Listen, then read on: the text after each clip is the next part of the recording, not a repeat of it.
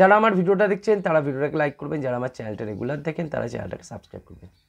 ইস্টবেঙ্গল কর্মকর্তারা কি ইস্টবেঙ্গলের দলের ভালো চায় না? বিষয়টা হচ্ছে ইস্টবেঙ্গল কর্মকর্তারা বর্তমানে দেখা যাচ্ছে যে এই ইস্টবেঙ্গল দলের কি করলে ভালো হবে সেই বিষয় কিন্তু অত্যন্ত নেতিবাচক ভূমিকা পালন করছে। তাদের যে এই যে ব্যর্থতার একটা সার্কেল, সেটা দেখা যাচ্ছে 20 বছরের একটা ব্যর্থতার সার্কেল। সুপার কাপ জিতে ইস্টবেঙ্গল সমর্থকরা অত্যন্ত আনন্দিত হয়েছিল, এই সমর্থকদের আনন্দিত হওয়ারই কথা ছিল। কিন্তু একটা জিনিস ভুলে গেলে চলবে না, কর্মকর্তারা এই বিষয়টাকে একটা সুপার কাপ পাওয়ার জন্য কিন্তু ইস্টবেঙ্গল দল বানায় না, এই জিনিসটা বুঝছে না। সমর্থকদের উচিত যে তাদের আরও ভালো করে দল বানানোর দিকে মনোযোগ দেওয়া উচিত। শুধু একটা সুপার কাপ পেয়েছি আগের বছরে তাতেই আমরা শান্ত থাকব, সেই যে চিন্তাভাবনাটা মনের ভেতরে ঢুকিয়ে রেখেছে, এর ফলেই ইস্টবেঙ্গলের এই 20 বছরের ব্যর্থতার মূল কারণ। 20 বছর ধরে ইস্টবেঙ্গল বাজে ফুটবল খেলছে, তা সত্ত্বেও কর্মকর্তারা কিন্তু তাদের নিজেদের পজিশনের কোনো চেঞ্জ ঘটাতে চাইছে না। তারা চাইছে যতদিন পারা যায় এই সিংহাসনটাতে ধরে থাকা। যদি আমরা সিংহাসন ধরে রাখতে পারি আমাদের ভালো হবে। ইস্টবেঙ্গল ক্লাবটা তো আর বিজনেসের জায়গা নয়, ইস্টবেঙ্গল ক্লাব কোটি কোটি সমর্থকদের বুকের রক্ত দিয়ে কিন্তু এই ক্লাবটা তৈরি হয়েছে। ইস্টবেঙ্গল ক্লাবে যারা সমর্থন করতে যায় এবং ইস্টবেঙ্গল ক্লাবের খেলা যারা দেখতে যায় মাঠে গিয়ে, তারা কিন্তু অনেক কাজ ফেলে রেখে অনেক কষ্ট করে যায়। তারা শুধুমাত্রই ইস্টবেঙ্গলের হার দেখার জন্য যায় না। 20 বছর ধরে ইস্টবেঙ্গল ট্রফিলেস যাচ্ছে, বড় কোনো ট্রফি নেই। ইন্ডিয়ার সবচেয়ে বড় ট্রফি আইএসএল হতে পারে, আই লিগ হতে পারে, এই ট্রফিগুলো আসছে না। এর অ্যান্সারগুলো কে দেবে? বিভিন্ন কর্মকর্তার বিভিন্ন মত। তারা না শুধু ইনভেস্টারের দোহাই দিয়ে শান্ত থাকে। ইস্টবেঙ্গল ক্লাবটা কিন্তু কোনো রাজনৈতিক চিন্তাভাবনার জায়গা নয় যে আমি একটা রাজনৈতিক চিন্তাভাবনার মতো বলে দিলাম যে অমুক লোকের দায়ী তমুক লোকের দায়ী, এই জিনিসটা কিন্তু হয় না ইস্টবেঙ্গল ক্লাবে। ইস্টবেঙ্গল ট্রফি জেতার জন্য খেলে, ইস্টবেঙ্গল ভালো ফুটবল খেলার জন্য খেলে। তাও তো আমরা 4-5 বছর আগে দেখতাম যে ইস্টবেঙ্গল দল মোটামুটি ফুটবল খেলছে, লিগ টেবিলের মিড টায়ার টিম অন্তত থাকছিল। এখন লোয়ার টায়ার টিমে পরিণত হয়েছে।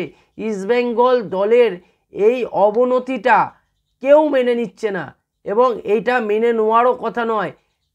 তার জন্য এই ইস্টবেঙ্গল কর্মকর্তারা যারা বসে আছে তাদের দিকে আঙুল ওঠাটাই স্বাভাবিক এবং এদের দিকে আঙুল কিন্তু তুলতে হবে, সকলকেই আঙুল তুলতে হবে, কারণ ইস্টবেঙ্গল ক্লাবকে বাঁচাতে হবে। ইস্টবেঙ্গল ক্লাব যেভাবে নিচের দিকে যাচ্ছে, একদিন দেখব এই ইস্টবেঙ্গল ক্লাব রেলিগেশন ফাইট করছে। বর্তমানে ইস্টবেঙ্গল ক্লাব বেঁচে যাচ্ছে একটাই কারণে, না আইএসএল এর রেলিগেশন চালু হয়নি। যদি এখন রেলিগেশন চালু হয়ে যেত ইস্টবেঙ্গল ক্লাবের সম্মানটা কোথায় যেত? এই জিনিসটা কিন্তু বুঝতে পারছে না এবং এই সমর্থকদের প্রেসার তখন কিন্তু এরা নিতেও পারবে না। ক্লাবটাকে কি একদম বানের জলে ভাসিয়ে দিতে চলেছে? এই প্রশ্নগুলো যে উঠছে সেটাই কিন্তু মেন ইস্যু। ইস্টবেঙ্গল ক্লাব বিভিন্ন রকম পোস্ট করছে, বিভিন্ন রকমভাবে সমালোচনা করতে সমর্থকদের বারণ করছে। এতে দিয়ে তো কিছু ইস্টবেঙ্গল সমর্থকদের কিছু আসছে না, ইস্টবেঙ্গল ক্লাবের কিছু হচ্ছে না। আজকের যিনি ইস্টবেঙ্গল ক্লাবের প্রধান কর্তা হয়ে বসে আছে তিনিও তো ইস্টবেঙ্গল সমর্থক, তারও তো গায়ে লাগছে ইস্টবেঙ্গল এত পিছনের দিকে আছে। তার কি গায়ে লাগছে না? ইস্টবেঙ্গল ক্লাবটা যদি ভালো করে তার সবচেয়ে বেশি আনন্দিত হওয়ার কথা, কিন্তু ইস্টবেঙ্গল কর্মকর্তারা সেই রকম কোনো মুভমেন্ট করতে পারছে না। এর কারণ কি? ইমামি অবশ্যই কিন্তু এবছর তুলনামূলক অনেকটা টাকা খরচ করেছে, আগের বছর আরও করুক, এটা সকল ইস্টবেঙ্গল সমর্থকরা চায়, কিন্তু টাকাটা কোথায় খরচ হচ্ছে সেই বিষয়টাই তো আগে নজর দিতে হবে। টাকাগুলো এমন এমন প্লেয়ারের ওপর খরচ করা হচ্ছে যেসব প্লেয়ারগুলোকে রেখে দেওয়া বা আনার ক্ষেত্রে ইস্টবেঙ্গল কেন আগ্রহ দেখাবে? এইসব প্লেয়ার তো ইস্টবেঙ্গল দলের জার্সি পরার যোগ্যতাই রাখে না। সেই সব প্লেয়ারকে ইস্টবেঙ্গল দলে কারা সাইন করাচ্ছে? ভালো ভালো প্লেয়াররা চোখের সামনে দিয়ে বেরিয়ে যাচ্ছে, সেই সব প্লেয়ারকে সাইন না করে এমন এমন প্লেয়ারকে আনা হচ্ছে একটা অ্যাভারেজ থেকেও নিম্ন অ্যাভারেজের প্লেয়ার, সেই প্লেয়ারগুলোকে তুলে তুলে ইস্টবেঙ্গল দলে ঢোকানো হচ্ছে। মোহাম্মদ রাকিব, নিশু কুমার, এরা কত ভালো ফুটবলার, ইস্টবেঙ্গল প্লেয়িং 11-এ তারা ধারাবাহিকভাবে খেলছে। এই প্লেয়ারগুলো ইস্টবেঙ্গল জার্সি পরার যোগ্যতা রাখে? হেক্টর উইস্তে, এরা একদম এজ হয়ে যাওয়া প্লেয়ার, এই সব প্লেয়ারগুলোকে কারা সাইন করিয়ে আনছে?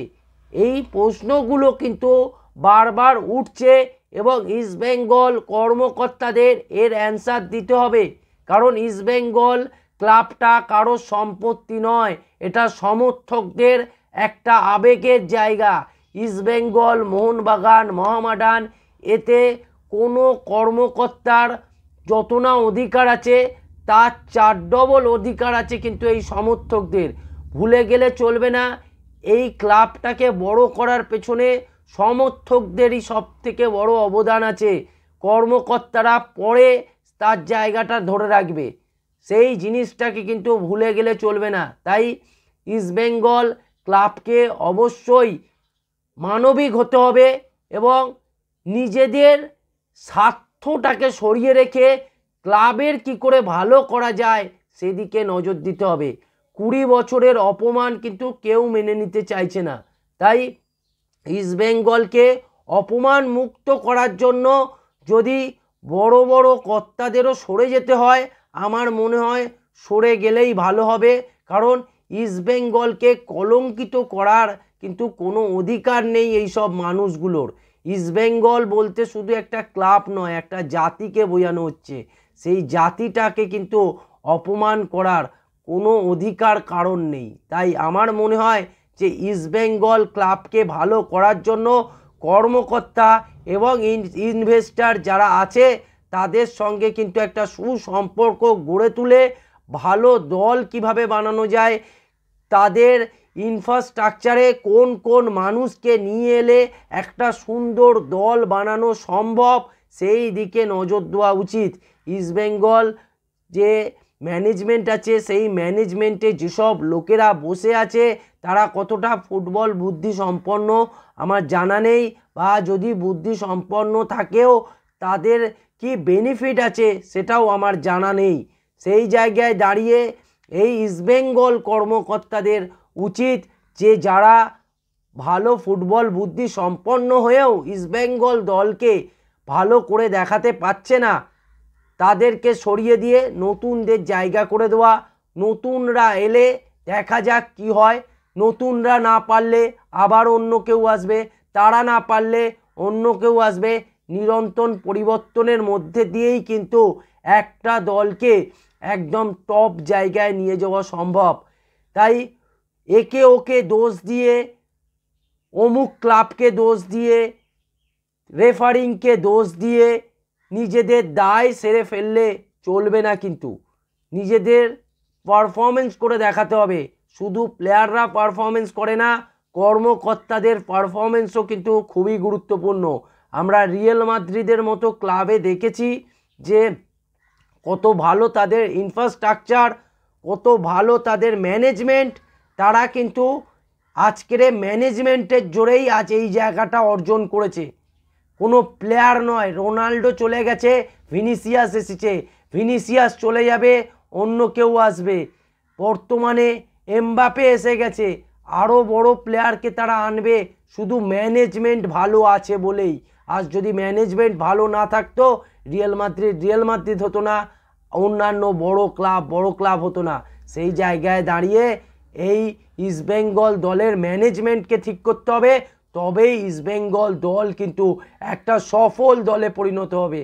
তাই আমার মনে হয় ইস্টবেঙ্গলের পরিবর্তন হওয়াটা খুবই দরকার এবং খুব তাড়াতাড়ি, যত তাড়াতাড়ি করা যায় তত তাড়াতাড়ি ভালো। এই ছিল আজকের ভিডিও। আপনারা চ্যানেলটা সাবস্ক্রাইব করুন, ভিডিওটাকে লাইক করুন, ভিডিওটাকে শেয়ার করুন।